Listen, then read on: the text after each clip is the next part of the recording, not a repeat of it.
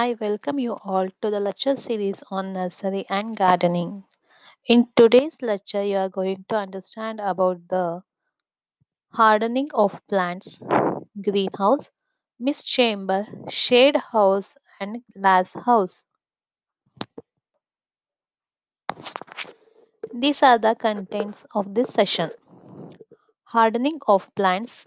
Under hardening of plants, you are going to study approaches to hardening the plants, duration and degrees of hardening, effects of hardening, and corrections for hardening plants.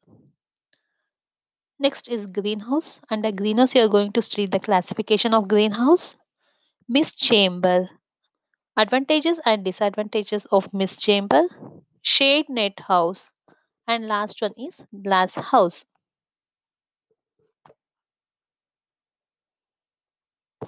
Let us start with the hardening of plants. To promote survival and growth following outplanting, nursery stock must first undergo proper hardening. Hardening increases plant durability and resistance to stress by gradually acclimating plants to field conditions before outplanting. Hardening is a physiological process in which plants accumulate more carbohydrates reserves and produce additional cuticle on the leaves. Seedlings are given some artificial shocks at least 7 to 10 days before transplanting.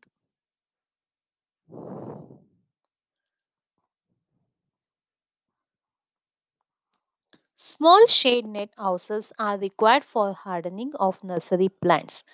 Young pampered seedlings that were grown either indoors or in a greenhouse will need a period to adjust and acclimatize to outdoor conditions prior to planting. This transition period is called hardening off. Hardening off gradually exposes the tender plants to wind, sun, and rain and toughens them up by thickness the cuticle on the leaves so that the leaves lose less water. This helps prevent transplant shock in which the seedlings have a stunted growth or they die from sudden changes in temperature. Hardening of time depend on the type of plants grown and the temperature fluctuations. Let us discuss what are the approaches to hardening the plants. There are three approaches: gradual longer periods of time outdoor, place in a cold frame, withholding water.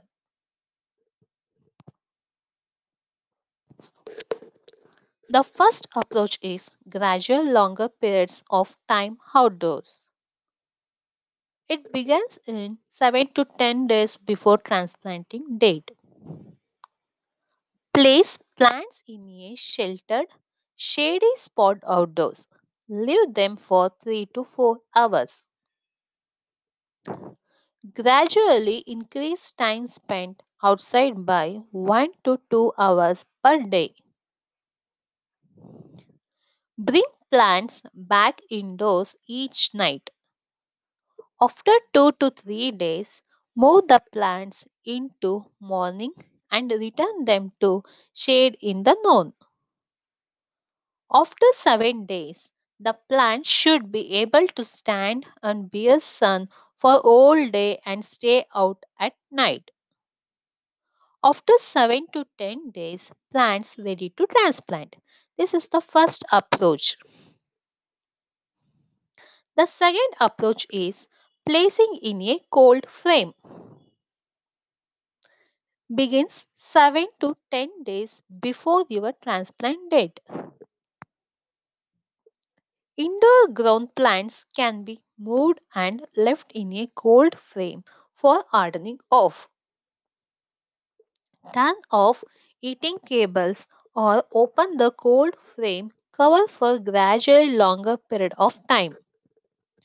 Starts with 3 to 4 hours and gradually increase the exposure time by 1 to 2 hours per day. Close the cover and resume eating at night if temperature drops below 4.4 degrees centigrade. Plants should be ready to transplant in 7 to 10 days. This is the second approaches in hardening off. Third one is withholding water. It starts about 2 weeks before your transplant date. Don't water your seedlings until they begin to show sign of wilting. At this point, water normally and again wait for them to show symptoms of wilting again. After 2 weeks of this process, seedlings are ready to transplant. These are the three approaches of hardening. The next is duration and degree of hardening. It is very necessary that plants should be hardened according to their kind so that there is an assurance of high percentage of survival at the time of transplanting. Hardening should be gradual to prevent the growth. Warm season crops like crop tomatoes, chilies do not favor severe hardening. In Indian condition, allowing the soil for 5 to 6 days does the hardening. The next is effects of hardening. Hardening improves the quality. It modifies the nature of colloids in plant cell, enabling them to resist the loss of water. Hardening increases the presence of dry matter in plants.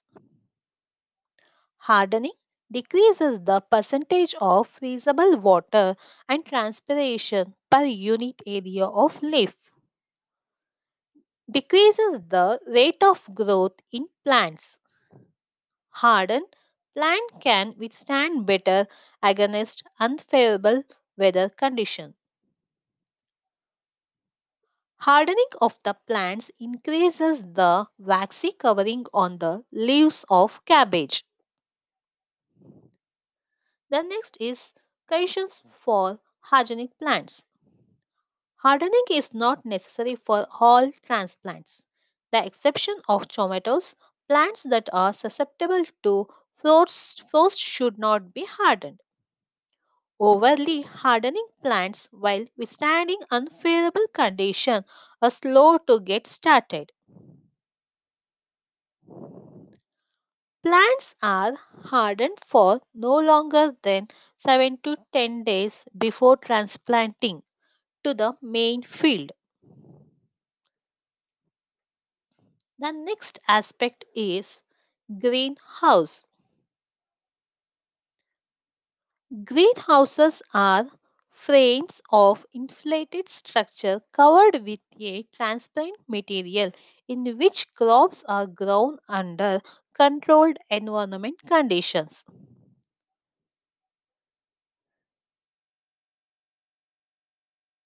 Greenhouse cultivation as well as other modes of controlled environment cultivation have been evolved to create favorable microclimates which favors the crop production could be possible all throughout the year or part of the year as required.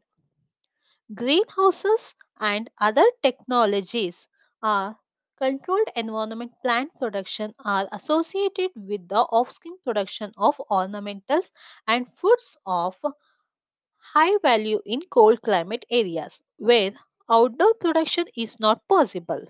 The primary environmental parameter traditionally controlled is temperature, usually providing heat to overcome extreme cold conditions. However, environmental control can also include cooling to mitigate excessive temperatures, light control, either shading or adding supplemental light, carbon dioxide level, relative humidity, water, plant nutrient and pest control. Next, coming to the classification of greenhouse based on suitability and cost. There are three type of greenhouses are there: low cost or low tech greenhouse, medium tech greenhouse, and high tech greenhouse. First one is a low cost or low tech greenhouse. Low cost greenhouse is a simple structure constructed with locally available materials such as bamboo, timber, etc. The UV film is used as cladding materials. Unlike conventional or high-tech greenhouses, no specific control device for regulating environmental parameters inside the greenhouse is provided. Simple techniques are, however, adapted for increasing or decreasing the temperature and humidity. Even light intensity can be reduced by incorporating shading materials like nets. The temperature can be reduced during summer by opening the side walls. Such structures is used as rain shelter for crop cultivation. Otherwise, inside temperature is increased when all side walls are covered with plastic film. This type of greenhouse is mainly suitable for cold climatic zones. The next type of greenhouse is medium tech greenhouse. Greenhouse users prefer to have manually or semi automatic control arrangement owing to minimum investment. This type of greenhouse is constructed using galvanized iron pipes. The canopy cover is attached with the structure with the help of screws. Whole structure is firmly fixed with the ground to withstand the disturbance against wind. Exhaust fan with thermostat are provided to control the temperature. Evaporative cooling pads and misting arrangements are also made to maintain a favorable humidity inside the greenhouse. As these systems are semi automatic, hence require a lot of attention and care, and it is very difficult and cumbersome to maintain uniform environment throughout the cropping period. These greenhouses are suitable for dry and composite climatic zones. That the third type of greenhouse is high-tech greenhouse.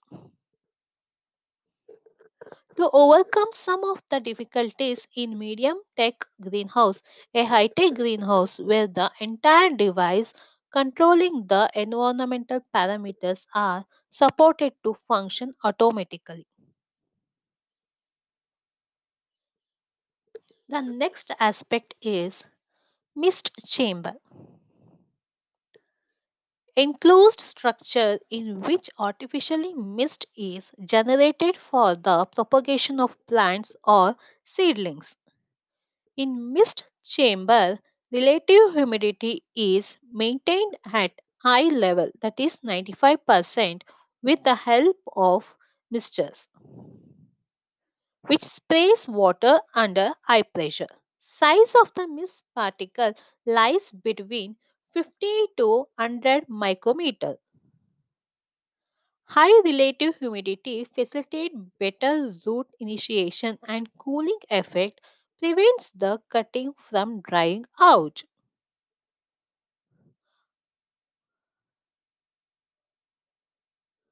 What are the advantages of mist chamber? This method results in faster rooting of the cutting, create optimum microclimate for better root initiation and development, higher success rate found in propagation of hardwood cuttings. Disadvantages of mist chamber: hardening of Rooting cuttings is more difficult and require careful attention. Selection of right medium is very important. Under mist conditions, oxygen deficiency can create problem. These two are the disadvantages of mist chamber. Next concept is shade net house. A shade net nursery usually has 20-meter into 10-meter dimensions. It is erected using GI pipes as a support. UV stabilized HDPE green or black color shade net of 50 to 75% shade intensity is used to cover the nursery area at a height of 6.5 feet. Wire grid is provided at the top of the structure as support for shade net. To prevent insect entry, 40 mesh UV stabilized nylon insect proof net is fitted on all the four sides of the nursery.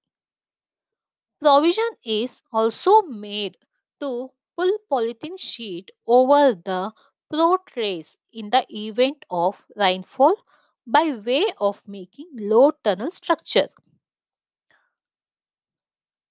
For preparing low cost polytunnel structure, 3 by 4-inch LDPE pipes and 400 gauge UV stabilized polyethylene sheet are used.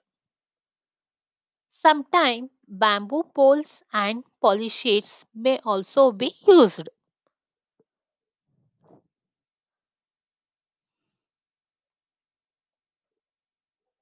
Last aspect is glass house. Glass house is preferred when the greenhouse is to be placed against the side of an existing building. It makes best use of sunlight and minimizes the requirements for roof supports. Consolidation of interior space reduces labor, lowers the cost of automation, improves personal management, and reduces energy consumption.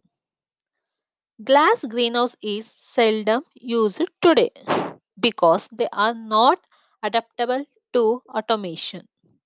The construction cost of glass house is more than that of plastic film greenhouses. Several styles of glass greenhouses are designed to meet specific needs. These are the references for this session. I hope you all understood today's topic. Thank you.